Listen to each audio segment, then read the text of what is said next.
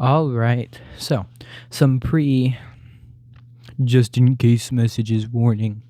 I have nothing against these YouTubers, these people, these audio professionals. I am not a professional. I am just an audio connoisseur. I am the average consumer. I have a business I run, and I love audio and have for a long time. I've been mixing through digital boards for 5 years now, and I've loved music and been playing in music and delving into music for over 6 years now. So, hello everyone, my name is Isaiah Moeller, and I'm the CEO of Potassium Studios. I'm also the head in our audio, because I'm the CEO. I'm the head of our audio at Potassium Studios as well. So, I just want to discuss a couple things in regards to some issues I found with some YouTubers and some just professionals and pros and average, what you would consider average consumers who actually aren't average and have a lot of money. So, a couple things I wanted to talk about is preference to this. I have used tons of headphones. I've used Audio-Technica. I've used Skull Candy. I've used Samsung, AKG. I've used One Audio. I've used Sony headphones. And I've used technically Sennheiser. I've used some other headphone brands that I can't pronounce very well, such as the brand that produces the DT770s, Pro, whatever. And I've used cheap earbuds. And I've used these, and I have a couple preferences myself. So, currently, I'm recording using a really good microphone, I think, the Samsung Q9U, and I'm using the Skull Candy Crusher headphones, the original at the Evos. And I like them. I like them both. I don't love the headphones. That's also why I have a secondary pair of earbuds, the WF-1000XM4s, which you guys are going to be like, XM4s, those are headphones. No, the WF ones are the earbud version of those. And I just like them. I love the earbuds. The earbuds are my favorite earbuds I've ever used. I've used Samsung Galaxy Buds, Galaxy Buds Plus, the Buds Pros, the 2s, and the Sony Sony earbuds are my favorite. So, now that that's over, let's get into the actual very, very important things. Warning. This should be noted in front of everybody's head. Audio is subjective to the individual based on circumstances, medical issues, medical problems, or different physical, logical traits in each individual. That's what I want to talk about. I also want to talk about how each pair of headphones only can understand so much based on the equipment used to record the bands. So I'm going to start off with that one, actually. So my biggest problem with people who are like, these headphones are best, is no. Headphones are also very subjective to genre of music. Reason why I say that is because rockists, people who like rock music, who like heavy metal, are going to like things a little differently than individuals who like jazz, who like pop, who like classical music. They're all different, and that's why we have different EQs, or different equalization in each headphones, and different EQ settings, different equalization settings built into phones, to music apps, and all these different things. Because the idea is to try and change the music to fit your preference. But, this is very important, but you won't have to use those digital, fake equalization settings, those EQ settings, if you found the headphones that are meant for you. Meze headphones, and even some Sennheiser headphones, are very bright, very punchy, Even the DT770s, supposedly, and I believe are pretty bright, means that their treble is high. They have a lot of treble. They're punchy up in the treble area. And a lot of people don't like that. For pop, treble, like the DT70s, the Mezzis, are incredible. And even with the Mezzis, some of those are bass heavy too. It just depends on the brand or the model you get. But the 770s, they're good for pop. I would even say good for jazz, because you want them crystal clear hi-hats, them crystal clear, little percussion instruments built into the treble, and then the mids are just crystal clear, because there's not a lot of lows in jazz. Not a lot of lows in pop. But rock, you're going to want some thumpy bass. Some thumpy bass guitar and kick drum. Yeah, that's what you want. So, each headphone is different. There are people who would prefer to have one headphones, and then use a bunch of different amps or DACs. By the way, DAC means digital to analog converter, and an amp is what boosts the signal.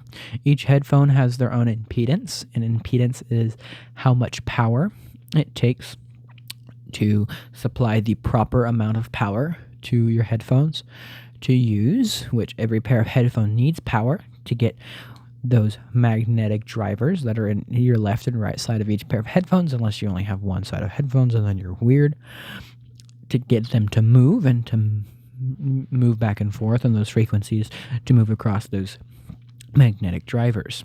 Now, something very important. They're measured in ohms. Which ohms is the measurement of resistors. So, just know that. And, it's just most headphones and most phones supply, well, I wouldn't say most headphones. I would say a large portion of phones, and I would say an even smaller portion of headphones use what is traditionally 32 ohms. When you get the cheap headphones, you'll get 16 ohms to supply those, and those are high sensitive headphones. The KZ Pros. The KZs Pros are high sensitive. They're really good for drum set players because they can turn it up really loud, and it gets really loud. Just makes it easier to block out their sound so they can just feel the groove and the beat when they're mixing into the band. Something else that I find very important with that is the higher the ohms, more power it causes to move it. Generally, not always, the more detailed the sound is going to be, because those magnets take more to move, and so the small little details are going to come through like small little details, and the loud bits are going to come out like loud bits, not all there, not all gone. Just kind of how that works. So a big thing with that next is how each band records is based on the equipment they use. Every band uses different equipment. I'm using a Samsung Q9U. A lot of professional podcasters are going to use the Shure SM7B or the Shure M7 or whatever it's called. And a lot of people don't use those. They use other types of microphones. They use some from Samsung or Shure. There's all kinds of different microphone brands that people could use, professional grade all the way down to cheap quality. And everybody is different. Everyone records different things. I mean, Sennheiser makes incredible microphones, but so does Shure, and so does Samsung. I'm using a Samsung. And so, I mean, each one has a different frequency range and how it picks up, which is very important.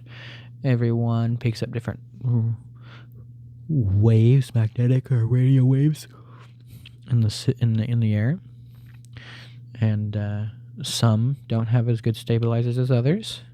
And when you get into a studio, each album, each song could be different. Each album could be different. Each band could be different based on the quality. And that's very important, I think, into the quality of the idea, anyways, of the quality of music is heavily dependent on the quality of recording the band makes that you listen to. It's a big, important fact. It's hard to know, but more or less, bigger, more popular bands use bigger, more expensive brands that have better quality in general, I would say, or they use the top end quality of stuff. Just like Dank Pods, one of my favorite audio YouTubers, says, you have the low, crappy end, the top, elitist end, and then you have the creamy, rich middle. And that's where you want to be. And for the average consumer, and you get these professionals are going to use the top end, elitist stuff, and usually those sound really good. But if you're like me, I listen to jazz bands, the Riot Jazz Band, Lucky Chops, and a couple other, Corey Wong, not necessarily jazz, but same idea, and all these jazz bands, and I absolutely love them. But they're not elitist. They don't use great gear. You can definitely hear in jazz, because it's primarily just instruments, the hissing from all those microphones being around, and the location of those microphones and where they're placed, because they're on instruments, not hooked up into instruments. They're clipped on, typically, especially for trumpets and brass instruments. There's some electric woodwinds, but typically, again, clipped on. And so you get that issue. And, each band is different. So that leads into the point of the headphones for each genre or each music person you listen to is going to be different that you are going to want to use. Now, EQ. I want to preference this to explain my point. When you are mixing music, when you are a sound engineer and you're mixing music, there's a couple things you need or should want in your music.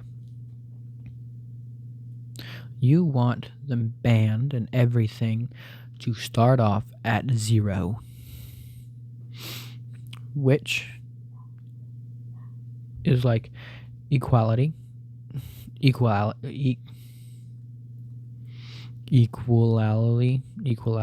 whatever. It's equal. It's whatever, however strong they're playing, as how strong it's going to be going into the receiver, the device that records. And you can increase it to get more detail out of something if the musician can't play that loud, or if you think it just sounds better. You can also subtract instruments, go in the negatives, so that you can have a soloist actually solo, because musicians aren't perfect. They ain't gonna play at 0, which in band sense would be a mezzo forte, would be your 0, and then forte, fortissimo, blah blah blah, piano, and stuff like that. You just run into that issue, same issue, always, consistently. Musicians aren't perfect, so that's why you have mixers. But the thing is with that is almost all speakers, headphones, whatever the professional mixes with, is not a perfectly straight line from sub bass 0 hertz all the way to 30,000 hertz to whatever, to 30,000, 40,000, 50,000. The upper hearing range is 20,000 kilohertz.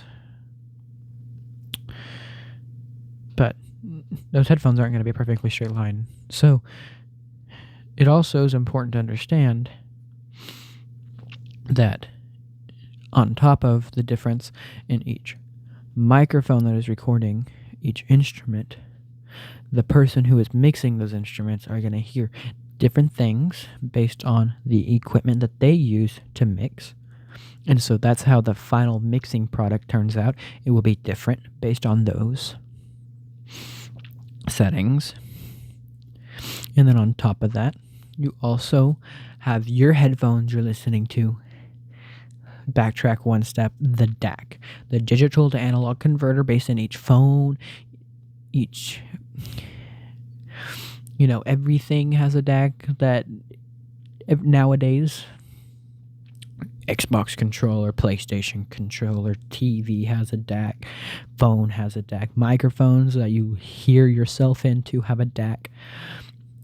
Everything has a DAC, and everything is extremely important into that DAC because the DAC is what converts the ones and zeros to the magnetic speaker or headphones or whatever to move. Each DAC is able to use those ones and zeros differently, convert them differently, and process information faster, more detailed, etc. It's insane. So each DAC, each phone, whatever you're listening it through is going to be different.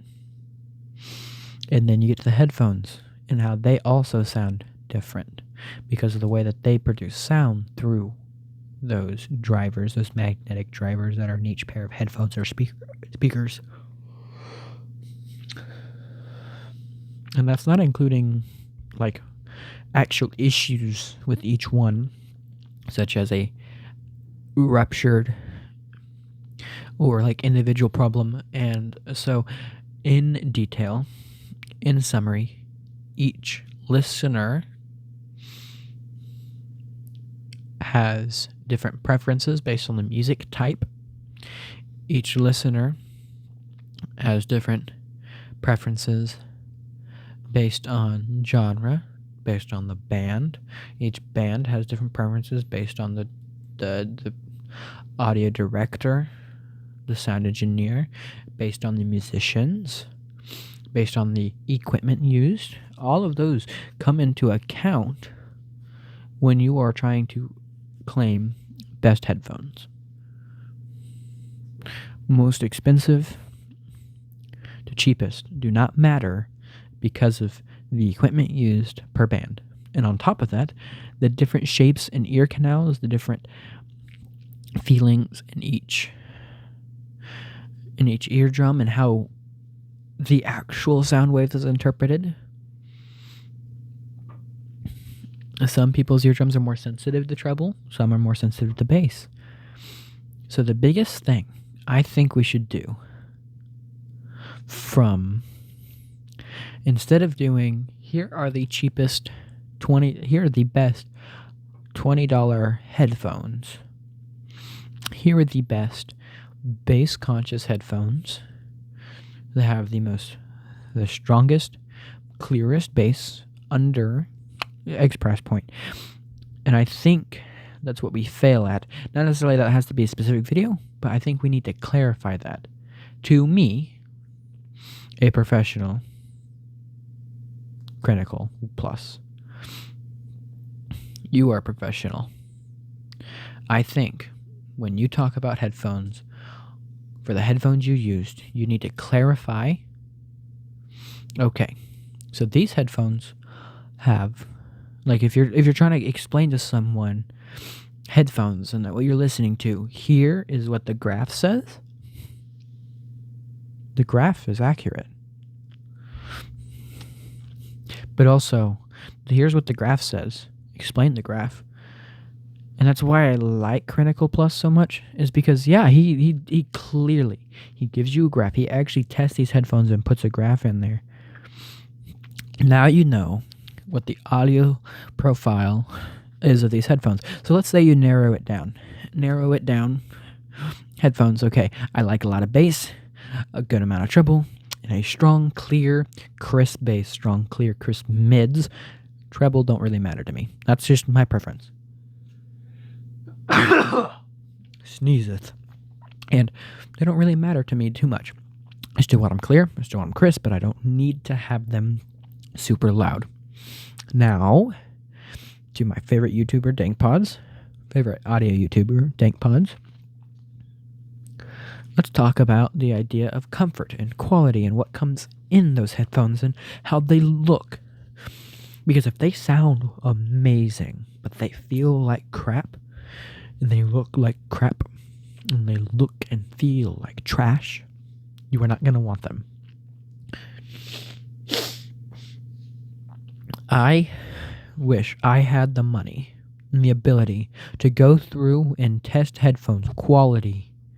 Every single pair of headphones that I could possibly do, test the quality, test the look, test the sound, and be able to like, hey, here are the best consumer headphones for under this price. Best consumer headphones for this. I don't have the money for that. I need someone. I'm calling someone out to go and do that. Or help me in my journey. Give me some money. Give me some headphones to do that with. I would love to make quality YouTube videos. Man, that sneeze. Quality YouTube videos based on those. That'd be awesome. I think that'd be perfect. Because I would give details. I would love a YouTuber who would go through hundreds of different types of pair of headphones, like Critical did with audio, and do design, like how good it looks. And if not, the same YouTuber or another one do build quality, cheap plastic. What type of plastic? Is it going to last up? Here, like Jerry rigs everything. Durability. Do all of that stuff. Work together. Create a tech sphere of those things for just headphones, and then you can do the same thing with DACs. I mean, that's why forums exist, right? That's why you go through forums. That's why you go to forums and you ask questions or you look. But the biggest thing is forums are scary to a lot of people. There's a lot of different opinions. I think if you had a honest and open, just actual review based on build quality, based on design lookage, and based on sound proper versus how it sounds to you based on different genres and what you think those headphones could fit in each genre, you would create a wonderful environment. Audio is so subjective. And on top of that, what amp you're using, what you're running it through.